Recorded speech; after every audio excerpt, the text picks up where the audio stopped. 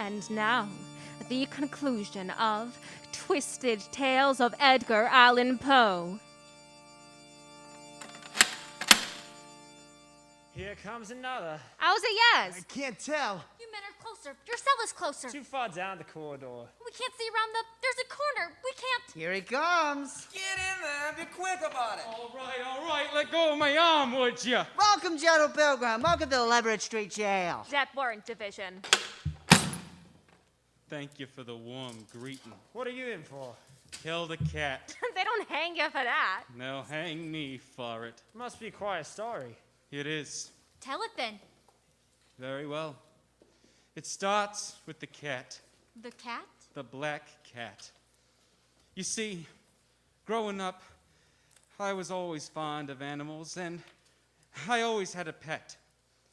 I married early and was happy to find in my wife the same disposition. We had this cat, Pluto, large and beautiful, all The black. devil in disguise. Yes. So my wife said, and not without humor, Pluto followed me wherever I went around the house. But then I began to drink, and this changed my character. Your wife remained with you? She did. I cannot say why, for I could be dangerously violent. To my hay down, down, to my dairy, dairy down. Let me in, I'm home. To my hay down, down, to my, I'm home, let me in. Hay down, ho down, dairy, dairy down, among the leaves so green. Where have you been? Oh, what? I asked you where you've been. Get that cat out of my way. I was worried about you. I only wish that you would. Never good enough. Never good enough, huh? Always picking at me. Always complaining. No, I only. Come here.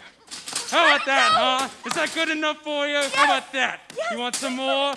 Here's some more for you. How's that? Good enough for you? Good enough?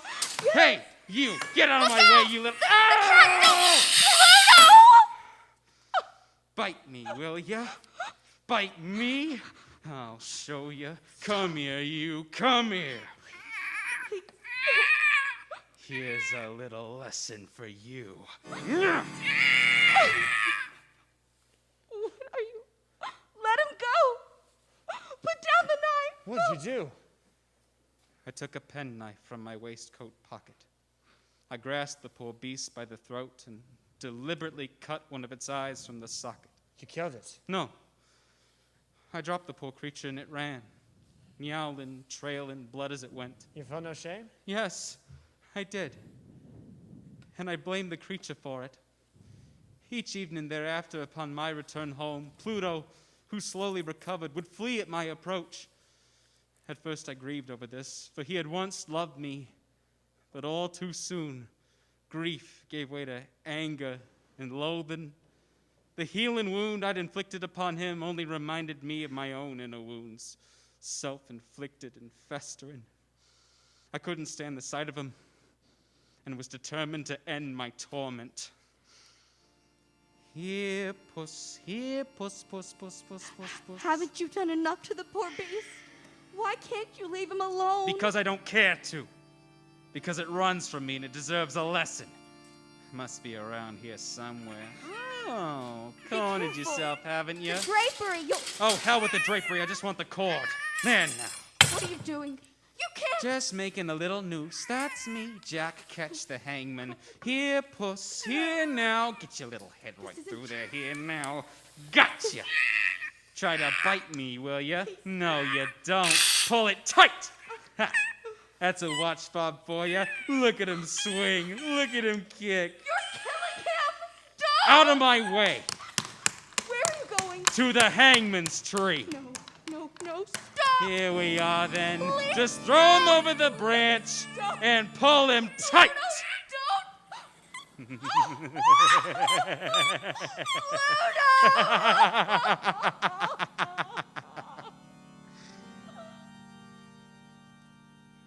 He had loved me.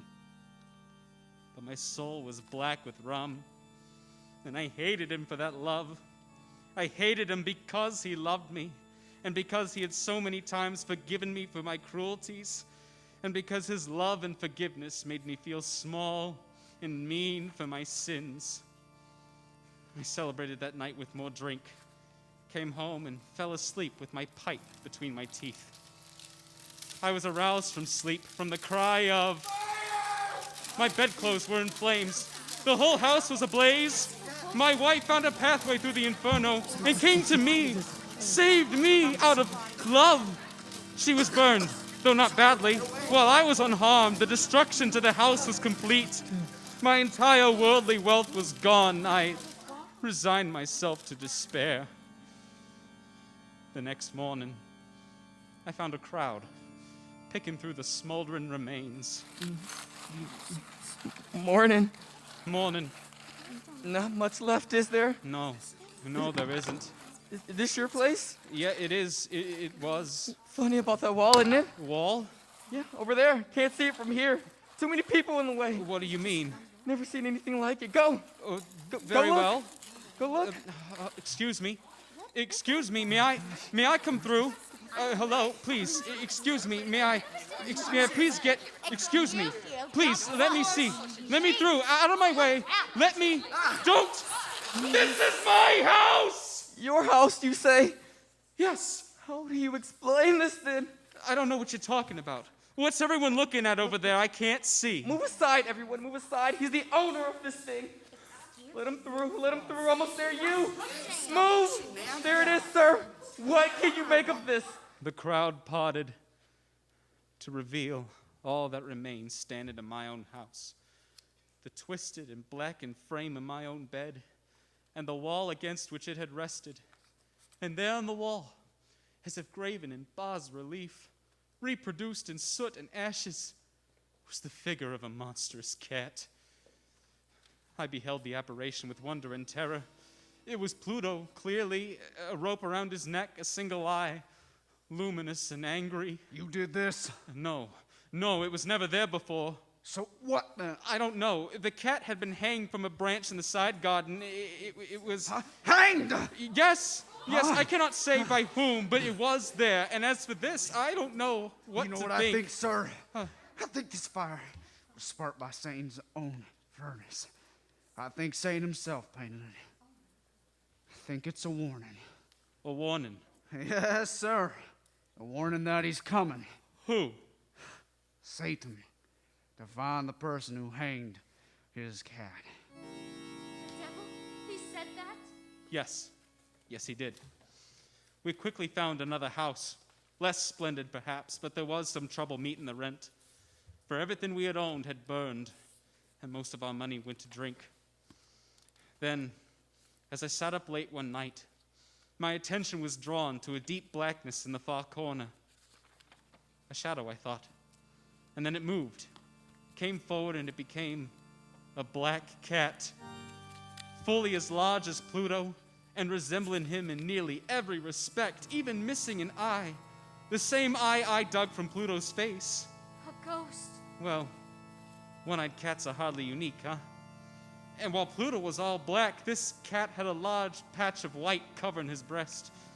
He came directly to me, rubbed up next to me, and curled up by my side. My wife took an immediate liking to the creature, and over the next number of days, bonded strongly with it. Here, Puss. Here, Puss. What are you doing? Giving him a bowl of milk. We've hardly enough for ourselves. He's got to live too, doesn't he? Such a pretty pussycat. Yes, he is. You see, he's happy. Look here, you can't just feed That's him. enough now. Oh, Mrs. Pitts. Mary, I've brought the cloth I spoke of. Oh, yes. I'll need a dress and 2 shirts from it a week from Sunday. Yes, ma'am. Here, payment in advance. Oh, very generous. Thank you, Mrs. Pitts. I'll be back a week from Sunday. Bedlow. Mrs. Pitts? Good day, Mary. Good day. Old Harridan. She's one of my best customers. If it weren't for the sewing, we wouldn't have a dime, and you know it. Here, Puss Puss.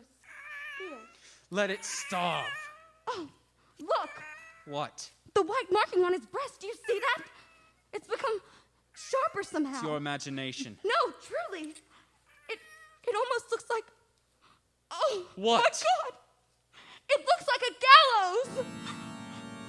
It was exact. A perfect outline. Now the cat terrified me, filled me with growing horror, and it would not leave me alone, not even as I slept. I would awaken from dreams of unutterable fear to find the hot breath of the thing upon my face, its vast weight upon my chest, and eternally upon my heart. And it followed me everywhere. I had not a single moment's peace. Then, finally, it was my downfall for one day. Have you done chopping the wood? Yes, Took you some time. this old axe needs replacing. Haven't the money for it. I know that. Come down to the cellar with me. We'll pick out potatoes for dinner and see if that plasterwork on the walls is dried yet. Very well. Careful. Hey, hey! You're going to Look out there! axe. You damnable No. beast! You have this thing. You Can I? can't! Then No, you please. have it!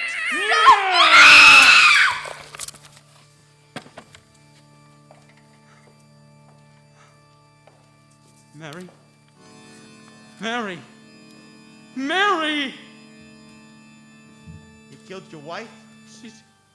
She tried to stop me. In a blind enrage, I'd buried the axe in her brain. An accident. No, who would believe it? I had to get rid of the body. I couldn't leave with it, for there was some danger of being seen. Barely or in the cellar floor. Better yet, there was a projection in one of the walls of the cellar, where an old fireplace had been bricked over. Only the day before, we had laid fresh plaster on the walls, but the dampness had prevented it from hardening quickly. Here, then, was the place to conceal her body. I grabbed a crowbar and a pint of rum and set to work. Come on. Come on. Ah, good. Good. Won't be much longer now, Mary. You have a room all to yourself. Care for a drink? No? Or should I have another? Oh, yes, I will. I don't mind if I do.